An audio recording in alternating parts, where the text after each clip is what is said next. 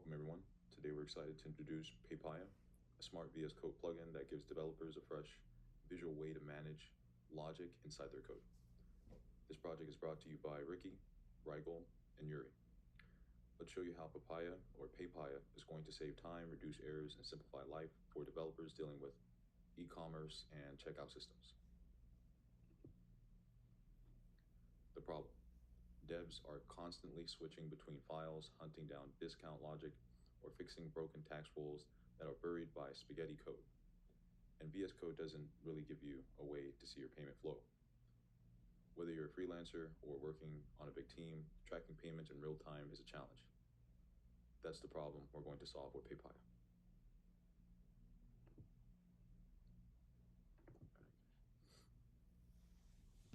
The idea. So what's our solution?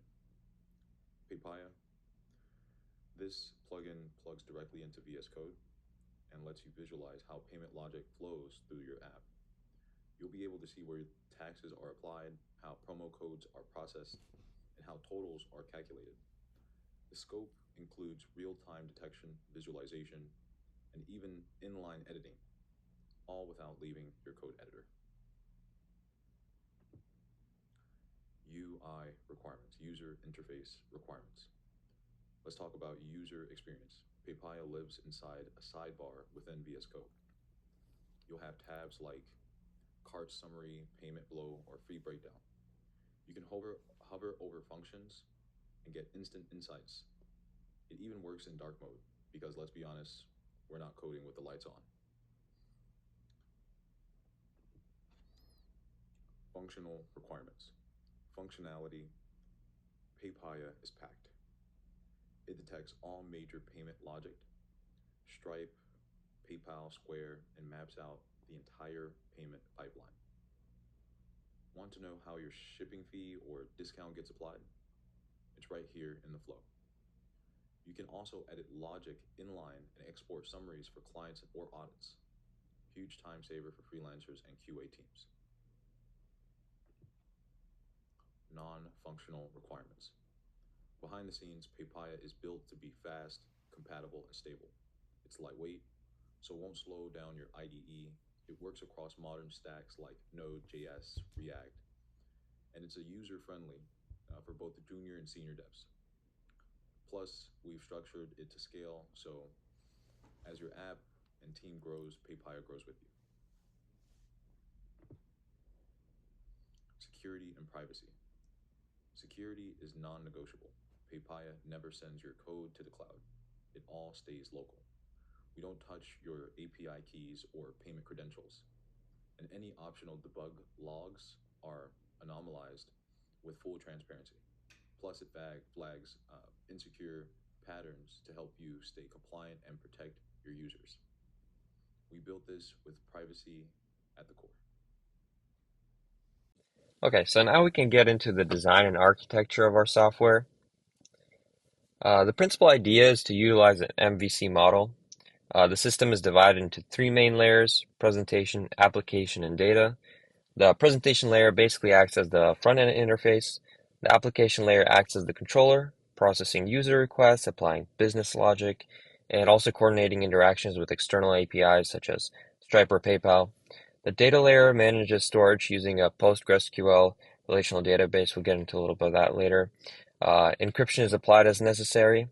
PayPaya also aligns with the client-server model in the sense that it communicates with backend services via secure HTTPS endpoints. Here's a sample instance of a user order placement. As you can see, the user first selects his or her items, clicks checkout, and communicates the shipping information as well. That is done all through the front end, and you can see the appropriate communication with the back end through post/cart, and that request is returned with calculate the totals and confirm item availability. It might include other details as well. You can also see the dialog with external services such as email and the payment gateway. Up here, where is it? There's this, it shows the flow of the payment session. Once it's opened, there's obvious communication with the database, for card details and the user's email and whatnot. The front end picture for both customer and vendors are going to be available through popular web browsers such as Google Chrome, Apple Safari, or Microsoft Edge. Um, the front end is going to be built with React.js using component-based architecture to maximize user interface reusability. Redux will manage global state, um, such as the card state, user authentication state, ensuring predictable data flows and enabling efficient debugging.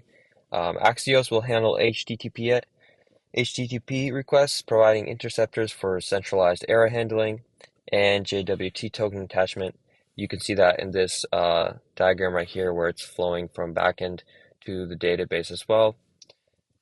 Besides that, the backend API server will be constructed using Node.js with Express.js. With that as well, we have the PostgreSQL relational database, as said before. It's structured with normalized schemas to minimize redundancy. Tables might include things such as, for the user, for example, user profiles, authentication data, roles, whether they're a customer or a vendor, products such as inventory details, price, SKU, vendor association. For orders, for example, it might be like order records with references to specific users, their payment status, and shipping details as well. We will also integrate payment gateways as seen in this diagram right here. Payment flow uses server-side tokenization to handle sensitive card details, which prevents exposure on the client side. Payment success/failure events are logged with order updates. For the email service, SendGrid REST API is integrated into the backend. Templates will be defined for different transactional emails, such as receipt, order status change, refund confirmation, and emails are sent asynchronously to avoid blocking HTTP responses. For vendors, we want to maximize flexibility, allowing vendors to customize the shopping experience for their intended audience. For example, professional settings such as online, if you were to place an online order for heavy machinery, you're most likely not going to have a promo code slot, right? So, but we do want them to capitalize on opportunities at the point of sale. To do this, there are a lot of modular options that vendors can simply toggle. And when it is appropriate, there are text fields to allow for further customization, such as the text promo code. It's all built with React routes. Vendors can only access their dashboard upon successful JWT-based authentication, and dashboard data uses WebSocket channels, socket.io, to receive real-time updates for orders and inventory status. The picture for users follows a similar flow of easy functionality, but our goal is to limit confusion and streamline the payment process. Here we decided to use Nike.com as an example for a cart interface, just because they're very minimalistic about the way they design theirs. Essentially, there are 3 steps: selection of items, navigation to payment options, and payment completion.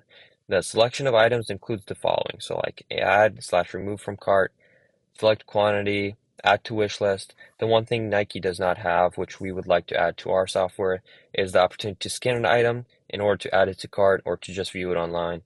Once the step is completed, they are able to navigate to a payment summary of the items where shipping is automatically applied. In this step, a slot for promo codes is also available. And in the last step, users are able to fill out shipping information and payment. The text boxes for each form are to be intuitive, so spacing for card numbers, phone number spacing, things like that are all designed to be user-friendly.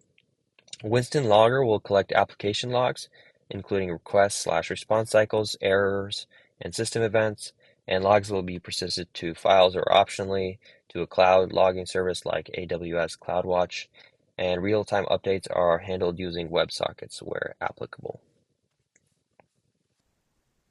All right, so I will discuss the testing process. So for our software testing approach, we focus on verifying Papaya's functional requirements, non-functional performance, and user experience. Tests included functional testing, which was validating that features worked as expected, such as the vendor dashboard, card systems, and other features. Integration testing ensures smooth interaction between UI, backend, and third-party services such as PayPal or Stripe. System testing involved end-to-end testing of real user workflows. Now, our criteria for failing or passing the test was done in 3 stages. The first stage was unit testing, which verifies that individual front ends besides back ends method work correctly. Any failed test is reviewed or to rule out test design errors. Stage two would deal with integration testing, which validates communication between front end and back end. Success means correct API response, data flow, and error handling. And the final stage was system testing, which include full application is tested in a simulated user environment, checks UI responsiveness, browser capabilities, and payment flows. Failures are traced to architecture, logic, or environmental causes.